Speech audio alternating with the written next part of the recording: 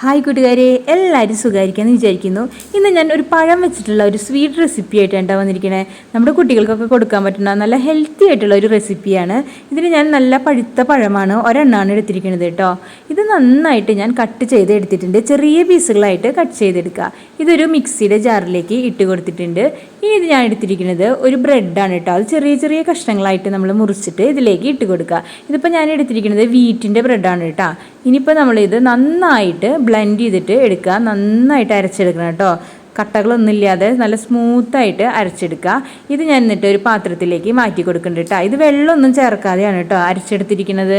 ഇനി ഇതിലേക്ക് ഞാനൊരു 1/2 ടീസ്പൂൺ ഏലക്കായപ്പൊടി ചേർത്ത് കൊടുത്തിട്ടുണ്ട്. പിന്നെ 1/2 കപ്പ് മൈദ ചേർത്ത് കൊടുക്കുന്നുണ്ട് കേട്ടോ. പിന്നെ ഞാൻ ചേർത്ത് കൊടുക്കുന്നത് ഒരു 1/4 കപ്പ് ശർക്കരയുടെ പൊടി ചേർത്ത് കൊടുക്കുന്നുണ്ട് കേട്ടോ. എന്നിട്ടിത് നന്നായിട്ട് മിക്സ് ചെയ്ത് എടുക്കണം. കട്ടയൊന്നും ഇല്ലാതെ നന്നായിട്ട് മിക്സ് ചെയ്തെടുക്കുക. ഇതിൽ വേറെ വെള്ളം ചേർക്കേണ്ട ആവശ്യമൊന്നുമില്ല കേട്ടോ. ആദ്യം കട്ടയായിട്ട് തോന്നെങ്കിലും നമ്മളിത് മിക്സ് ചെയ്ത് വരുമ്പോൾ നല്ല കറക്റ്റ് പാകത്തിന് ഇത് നമുക്ക് കിട്ടും. കണ്ടോ, ഇപ്പോൾ ഇതേ കറക്റ്റ് പാകമായി. ഇത് നമ്മൾ കൈ കൊണ്ടാണ് എടുത്തിട്ട് എണ്ണയിലേക്ക് ഇടുന്നത്. അപ്പോൾ ഇതിരി കട്ടിയൊക്കെ വേണം. ഇത് നമ്മൾ മാറ്റി വയ്ക്കാം. ഇനി ഒരു പാനിലേക്ക് ഞാൻ കുറച്ച് വെളിച്ചെണ്ണ ഒഴിച്ചു കൊടുക്കുന്നുണ്ട് കേട്ടോ. അത് നന്നായിട്ട് ചൂടായി വന്നിട്ടുണ്ട് കേട്ടോ. വെളിച്ചെണ്ണ നന്നായിട്ട് ചൂടായി വരണം. എന്നിട്ടാണ് നമ്മൾ അതിലേക്ക് ഈ പഴത്തിൻ്റെ മിക്സ് ഇട്ട് കൊടുക്കാൻ പാടുള്ളൂ. അതേ കൈ കൊണ്ട് നമ്മളിങ്ങനെ എടുത്തിട്ട് അതിലേക്ക് ഇട്ട് കൊടുത്താൽ മതി കേട്ടോ. ബോൾ ഷേപ്പിൽ ഉരുണ്ടകളാക്കാൻ പറ്റില്ല. അതുകൊണ്ടാണ് നമ്മളിതിങ്ങനെ നുള്ളി എടുത്തിട്ട് ഇട്ട് കൊടുക്കുന്നത് കേട്ടോ. ഇപ്പോൾ ഇതേ എല്ലാം ഞാനിതിലേക്ക് ഇട്ട് കൊടുക്കുന്നുണ്ട്. ഇത് നല്ല ഹൈ ഫ്ലെയിമിൽ വെച്ചിട്ട് വേണം കേട്ടോ ഇതിങ്ങനെ ഇട്ട് കൊടുക്കാനായിട്ട്. ഒരു 2-3 മിനിറ്റ് നേരം നമുക്കിത് നല്ല ഹൈ ഫ്ലെയിമിൽ തന്നെ വെച്ചിട്ട് വേണം ഇതിങ്ങനെ വേവിച്ചെടുക്കാനായിട്ട്. പിന്നെ അത് മീഡിയം ഫ്ലെയിമിലേക്ക് മാറ്റാം കേട്ടോ.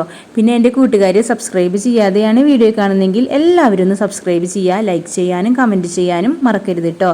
പിന്നെ വീഡിയോ ഇഷ്ടമായെങ്കിൽ എല്ലാവരും ഒന്ന് കൂട്ടുകാർക്കൊക്കെ ഒന്ന് ഷെയർ ചെയ്ത് കൊടുക്കുക കേട്ടോ. നിങ്ങളുടെ അഭിപ്രായങ്ങളൊക്കെ കമൻറ്റിലൂടെ എന്നെ തീർച്ചയായിട്ടും അറിയിക്കണം കേട്ടോ.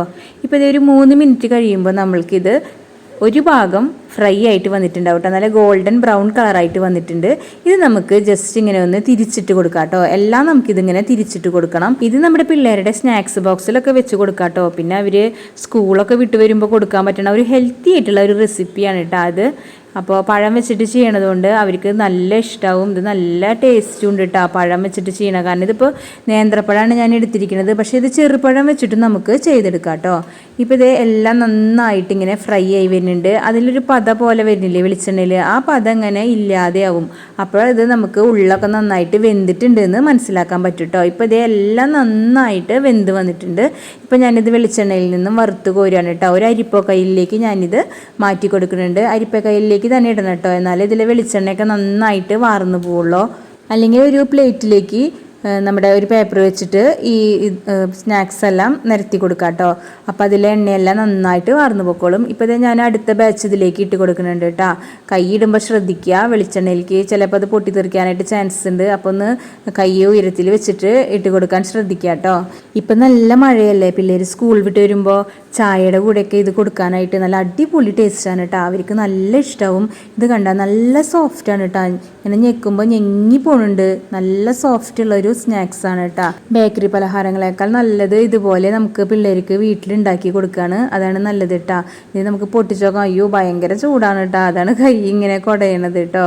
നല്ല ചൂടുണ്ട്. ഇപ്പോൾ തന്നെ അത് അടുപ്പത്തുനിന്ന് മാറ്റിയല്ലേ ഉള്ളൂ. അതുകൊണ്ട് നല്ല ചൂടാണ്. അപ്പോൾ നല്ല ടേസ്റ്റുള്ള പലഹാരമാണ്.